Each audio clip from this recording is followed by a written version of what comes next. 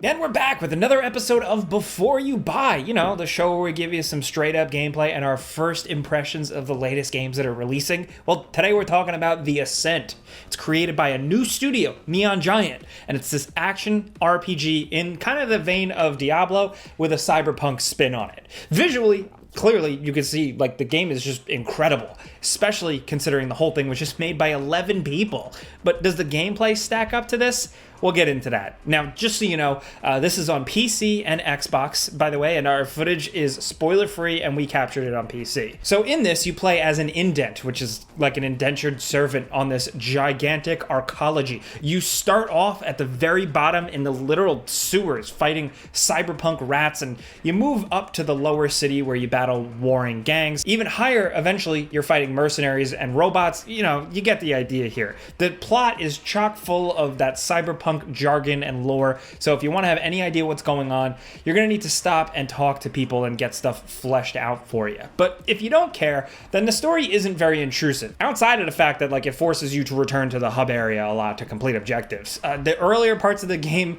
seem to be the slowest in terms of just story and gameplay scenario, but if you stick with it, it gets much better. Now, the actual inciting incident of the plot is kind of funny, but also like perfectly cyberpunk. The corporation that runs the place goes into bankruptcy, so now everyone is scrambling to get their own piece of the pie or get a piece of what's left and doing whatever it takes. Like I said, very much cyberpunk type of plot. And of course, with that, there's more beneath the surface. Honestly, the presentation of the story really surprised us. They definitely put a lot of work into it with plenty of cutscenes and dialogue, and it's not even quite the main thing here. It's not bad if you get into it, and either way, the game is fun, but it's nice to just be able to dive in and learn more about this strange world that they built and set up if you're willing to dive in, and it's not filler. But the meat, of course, is the gameplay. So you start by creating a character, which is simple enough. Everyone starts at the same place in the game. Everything you can do at the start is simply cosmetic. You know, there are no classes or anything to worry about. That's not to say that character building in this game is simple, though. There are 8 different skills you can invest points in when you level up, and it's not immediately obvious what they all do. This isn't Diablo, where you put your points into strength and you can do more damage, or you put points into energy and you've got more MP. No, instead, there are skills like Tactical Sense, which make it so you can use your tactical slot more often, or Body Battery, that basically increases your MP. So what they actually do here is actually pretty straightforward, but the names are there to kind of throw you off, and it might take you a minute to really pick up on what you want to do with them. Along with the skill stuff, you've got 2 weapon slots, a tactical slot for things like grenades, which can only be used when you fill up a meter from doing damage, armor, and augments, 2 active, which basically work like magic in this game and let you do stuff like surround yourself with buzzsaw drones or perform a close-range super punch, and 2 passive slots for things that increase your HP or more powerful dodge, you know, that type of stuff. So the actual gameplay, though, is somewhat like a Diablo-style game mixed with a twin-stick shooter where you wander around this gigantic world, completing quests and blowing away a lot of enemies. That's the name of the game, man. One thing the game does do to mix this up is how it actually uses cover. So instead of being able to snap to cover or something, you can duck, then hold down the left trigger to hold your gun high to shoot over cover. You can actually go into this high stance at any time. Basically, so it makes it like you're more likely to get a headshot and do critical damage, but you move slower and it requires you to be more precise when you aim. It adds a level of tactics to the battles that you don't normally see in games like this, but depending on your build, it can be pretty easy to just kind of ignore it and tank a lot of damage, but still, I think this mechanic is really cool, and I'd love to see this explored more in games of this genre, and, you know, maybe even just be prioritized more. Overall, though, like, the Ascent gameplay loop we described is satisfying, and that's the most important thing. The game is fine to play solo, but you can also play it online with couch co-op, even on PC, which is a nice feature. Now, as of right now, the game does have a few bugs here and there, but there's more noticeable bugginess in co-op on PC in particular. It might be dependent on your machine. We're seeing all different reports, and we've noticed some. It's not always entirely game-breaking, but it's worth pointing out. And obviously, like I said it at the start, and I'll say it again here, The game looks incredible. You see the vibrancy, you see the detail. Obviously, if you're familiar with the cyberpunk genre aesthetic and vibe,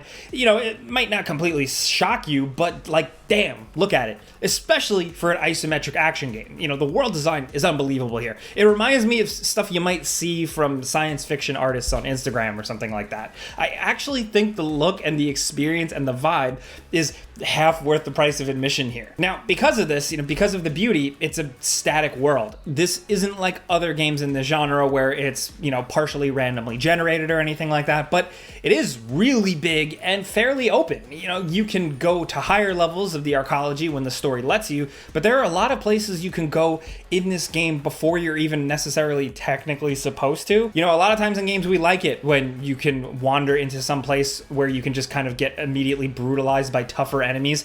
It makes the world more interesting to explore. Now, the world itself, though, isn't always highly interactive. You can't always do too much to it or to stuff in it other than the simple stuff, though, which is a little bit of a disappointment. It makes some of it all feel like set dressing, but thankfully it doesn't matter because the core crux of the game is the actual shooting of the enemies, and that's satisfying. Now, going back to looks, the game looks great normally, but if you've got a machine that can handle it, cranking up all the ray tracing features to the max can be crazy to see. It's system intensive as hell, obviously. It's nice that there's full DLSS support, but man, it looks really good with everything cranked up, especially at a high resolution. Really, we can't praise the fidelity enough, especially with, obviously, the environments. And they are worth exploring, too. Now, certain gear can only be found by finding it out in the world, especially things like deck upgrades that can potentially let you open higher security level doors. There is a downside to how big the world is, though, and it's that it can kind of be a pain in the neck to get around. One of the most annoying things about the game is that there's no auto map. So if you want to know where you are, you have to constantly check the map in the menu,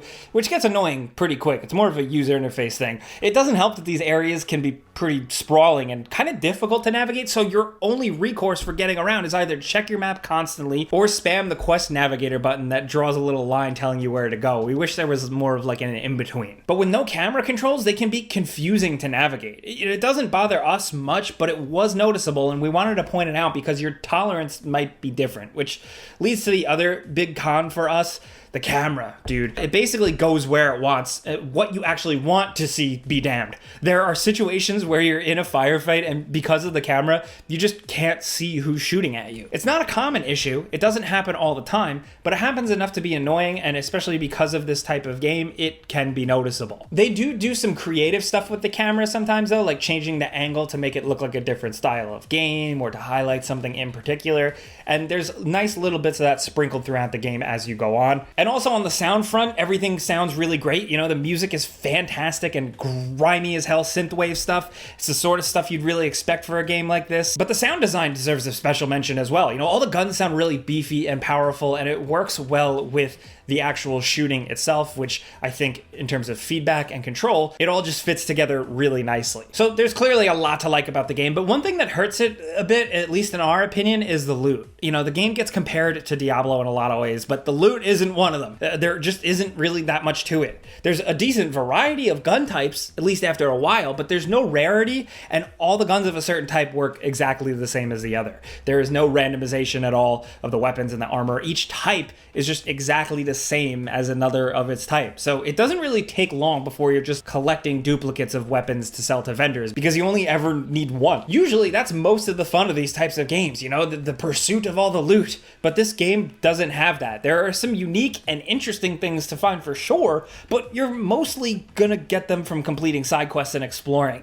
Killing a boss gives you a loot shower, yeah, but you'll maybe get one gun and a lot of money, and that's about it. Now, if you're not into these games for loot, then this probably won't be too much of an issue for you, and it seems like the developers were intentionally choosing to make loot less of a focus for this game. So don't go into it thinking that it'll be a total Diablo style loot 'em up, because you'll be disappointed. It's just not a super complicated or complex game. And again, I want to reiterate, it's the choice of direction, from the game makers, and we respect it. It's just going to come down to personal opinion, really. There might be enough in here, especially with a friend, where you might not end up caring about the loot much. Now, all that sounds like a lot of negatives, but for us, at least here, they didn't affect our enjoyment of the game, especially not as much as we thought. The thing is, the game is just satisfying to play. The loop, the feedback of the weapons, the feel of the combat, powers are fun, the world is varied, and it's all paced fairly well. And like I said, there is that story and that lore if you want to dig into it. It's there. The music kicks ass. And if you have Game Pass, then like, yeah, come on, it doesn't hurt really to give it a shot. Now, it's not exactly the most complex game, like I said, but